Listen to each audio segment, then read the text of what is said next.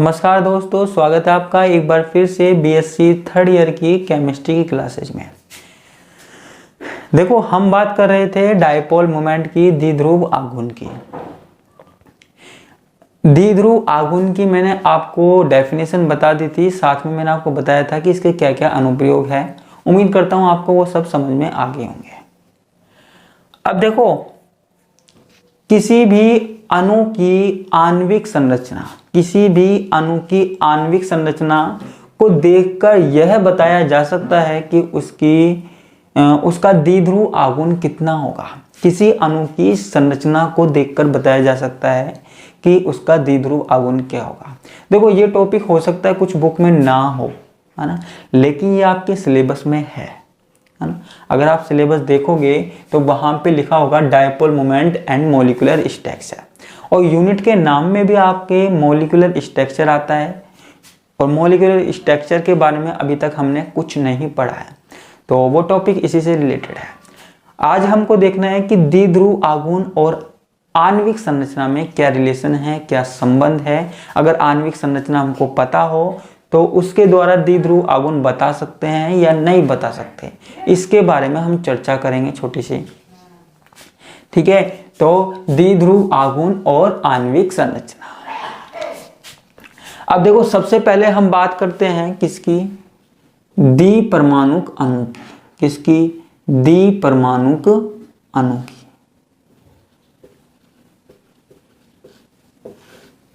ठीक है, द्विपरमाणुक अणु। द्विपरमाणुक अणु क्या है? जिसमें दो परमाणु हो, ये तो आपको पता है। द्विपरमाणुक अणु क्या है? जिसमें दो परमाणु अणु हो। तो द्विपरमाणुक अणु, परमाणुक अणु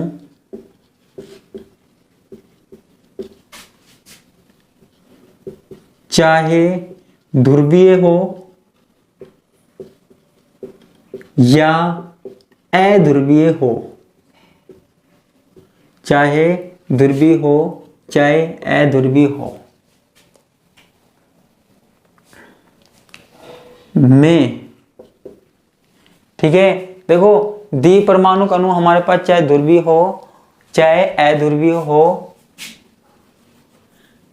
रेखीय होते हैं, रेखीय होते हैं।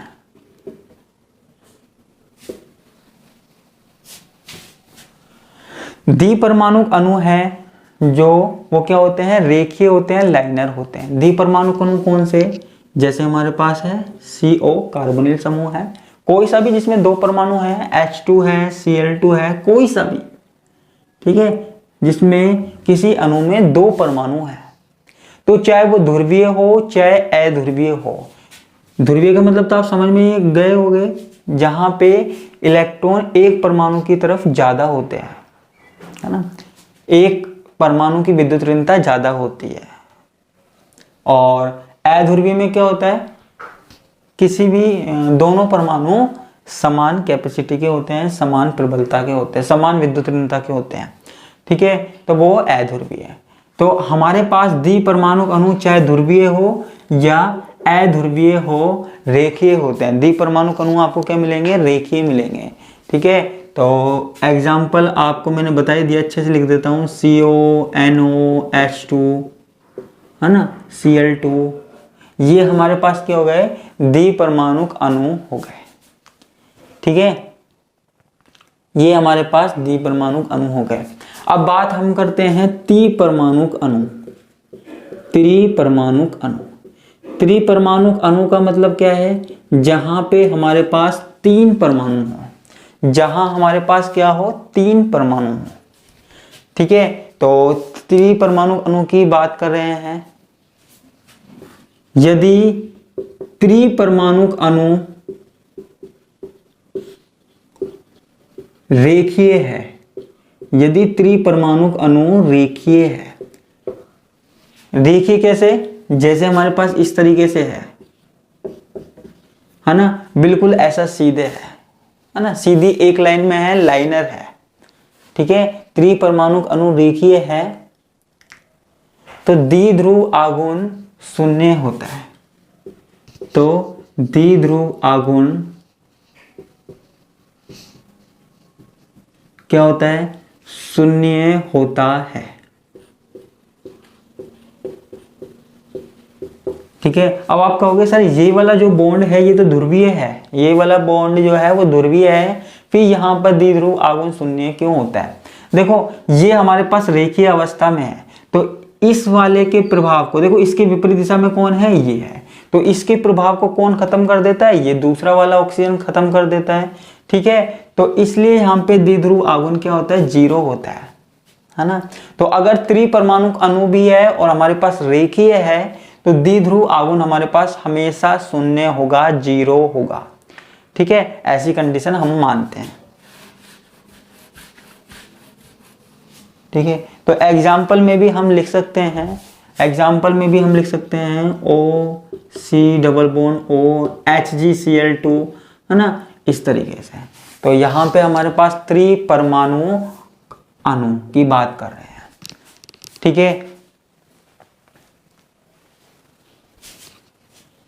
अब देखो यदि त्रिपरमाणुक अणु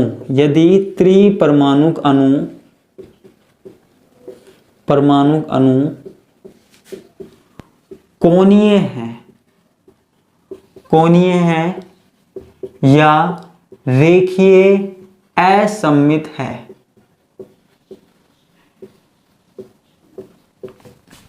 यदि त्रिपरमाणुक अणु हमारे पास क्या है, कोणीय है या रेखीय असममित है।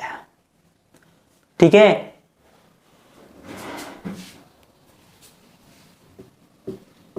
तो बंद आघूर्ण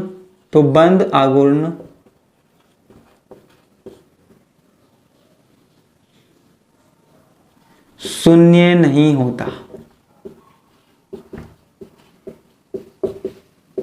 तो बंद आघूर्ण हमारे पास क्या है, शून्य नहीं होगा। ठीक है, बंद आघूर्ण हमारे पास शून्य नहीं होता है। जैसे किसकी बात कर रहे हैं हमारे पास, एग्जाम्पल के तौर पे ये बात कर रहे हैं H2O की। ठीक है, यहां पे देखो वहां तो एक दूसरे के विपरीत दिशा में थे, इसलिए एक दूसरे के प्रभाव को खत्म कर रहे थे। यहां पे क्या है, कोणीय है, तो यहाँ पे एक दूसरे का प्रभाव खत्म नहीं हो रहा है, इसलिए यहाँ पे जो द्विध्रुव आघूर्ण है वो 0 नहीं होता है। वो द्विध्रुव आघूर्ण क्या है, 0 नहीं होता है। ठीक है, ऐसे ही हमारे पास SO2 है, यहाँ पे भी द्विध्रुव आघूर्ण क्या है, 0 नहीं होगा। ठीक है, तो ये हमारे पास किसकी बात हो गई, त्रिपरमाणुक अणु की बात हो गई। त्रिपरमाणुक अणु में क्या होता है, ठीक है, त्रिपरमाणुक अणु की बात हो गई। इसको आप उतार सकते हो या स्क्रीनशॉट ले सकते हो।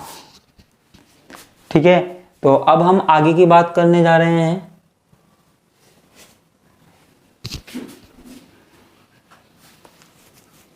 ठीक है,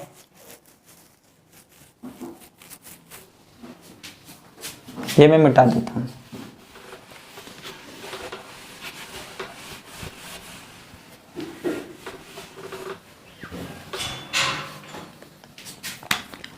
अब हमारे पास क्या है, चतुर्परमाणुक अणु। चतुर्परमाणुक अणु, चतुर्परमाणुक अणु यानी कि आप समझ ही गए होंगे। चतुर्परमाणुक अणु यहाँ पे जहां पे 4 परमाणु जुड़े हुए हों, 4 परमाणु जुड़े हुए हों, जैसे हमारे पास है BF3SO3। ठीक है, 4 परमाणु हो गए, 3 और 1 4, 3 और 1 4। ये क्या है, एग्जाम्पल मैंने आपको पहले ही बता दिया। देखो अगर हमारे पास चतुर्परमाणुक अणु में, ठीक है, चतुर्परमाणुक अणु में अगर हमारे पास क्या है, जो अणु है वो अगर समतलीय है, ठीक है, समतलीय है, तो हमारे पास जो बंद आघूर्ण है वो रद्द हो जाता है। ठीक है, तो मैं आपको बता दूं, समतलीय अणुओं में, समतलीय अणुओं में बंद आघूर्ण रद्द हो जाता है। बंद आघूर्ण क्या हो जाता है? रद्द हो जाता है।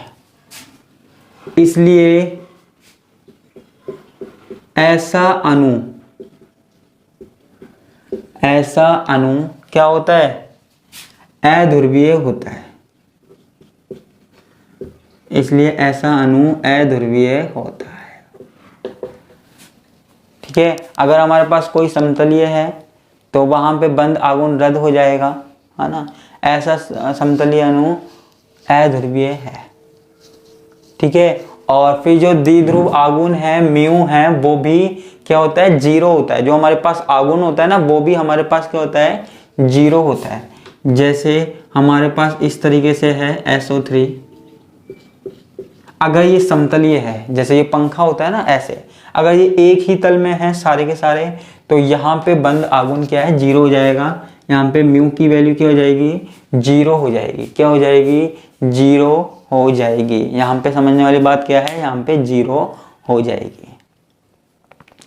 ठीक है, इसी तरीके से हमारे पास क्या है? पंच परमाणुक अणु है। पंच परमाणुक अणु है। ठीक है, अगर परमाणु हमारे पास समतलीय है, मैंने आपको बताया है, तो द्विध्रुव आघूर्ण क्या हो जाता है? रद्द हो जाता है।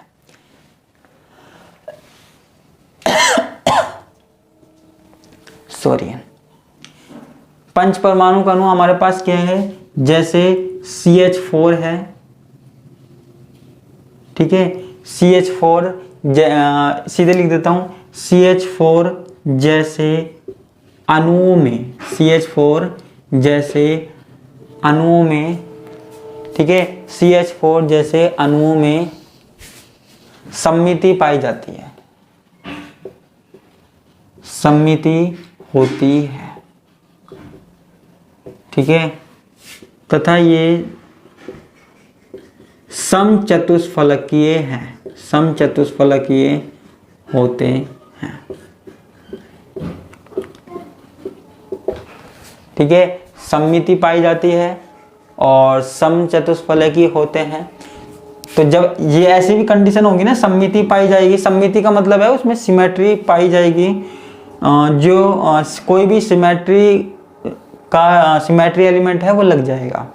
ठीक है, तो जैसे अणु में सममिति होती है तथा ये समचतुष्फलकीय होते हैं, CH4 जैसे अणु में सममिति होती है तथा ये समचतुष्फलकीय होते हैं, तो बंद आघूर्ण क्या हो जाता है? रद्द हो जाता है। बंद आघूर्ण शून्य हो जाता है। बंद आघूर्ण क्या हो जाता है? शून्य हो जाता है, जीरो हो जाता है। इतनी सी बात हमको यहाँ पे करनी है। ठीक है, तो यहाँ पे भी बंद आघूर्ण हमारे पास क्या हो जाता है? शून्य हो जाता है। द्विध्रुव आघूर्ण शून्य हो जाता है। ठीक है, अगर हमारे पास क्या है? कोई अणु समतलीय नहीं है, कोई अणु समतलीय नहीं है या वो उसमें सममिति नहीं है, तो वहां पे बंद आघूर्ण हो सकता है, वहां पे डाइपोल मोमेंट हो सकता है। ठीक है, तो मैं इसको मिटा देता हूं।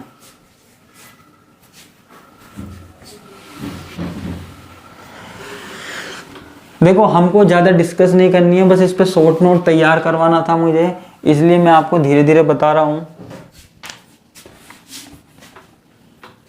एक है हमारे पास बहुपरमाणुक अणु, बहुपरमाणुक अणु।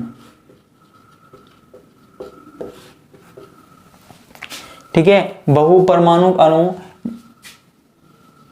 जैसे हमारे पास क्या एग्जांपल हो गया? SF6 हो गया, PCl5 हो गया। ठीक है, तो इन अणुओं की बात कर रहे हैं, जहां पे हमने 5 तक की तो बात कर ली थी, 5 से ज्यादा हो। ठीक है, तो मैं लिख देता हूं सीधा कि PCl5, SF6 आदि सममित अणु हैं, सममित है। अतः ऐसे अणुओं में बंद आघूर्ण जीरो होता है, शून्य होता है। बंद आगुन क्या होता है? शून्य होता है। ठीक है, जैसे SF6 से इस तरीके से बनता है ना,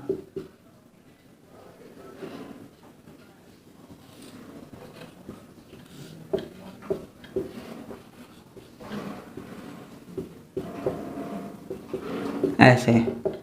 तो ये क्या है? सममित अणु होता है, सममिति पाई जाती है इसमें। सममिति इस तरीके से लग सकती है ना। तो यहाँ पे इसमें भी बंद आगुन क्या होता है? शून्य होता है।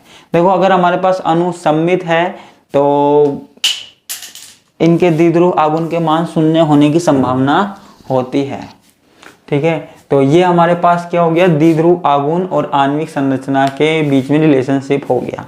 यानी कि आणविक संरचना को देखकर भी हम बता सकते हैं कि किसी अणु का द्विध्रुव आगुन शून्य हो सकता है या नहीं हो सकता, या फिर हम द्विध्रुव आगुन को देखकर बता सकते हैं, संरचना के बारे में बता सकते हैं, या फिर संरचना में अणु ध्रुवीय है या अध्रुवीय है, इन चीजों के बारे में भी बता सकते हैं। हमको केवल एक शॉर्ट नोट तैयार करना था छोटा सा, तो वो मैंने आपके यहाँ पे तैयार करवा दिया। यहाँ पे कोई दिक्कत वाली बात नहीं है, धीरे धीरे हमने करवाया है। ठीक है, तो आज तो हम इतना ही करवाएंगे, बाकी काम देखेंगे नेक्स्ट क्लास में। इसी के साथ मैं आपसे विदा देता हूँ। धन्यवाद, नमस्कार, बाय बाय।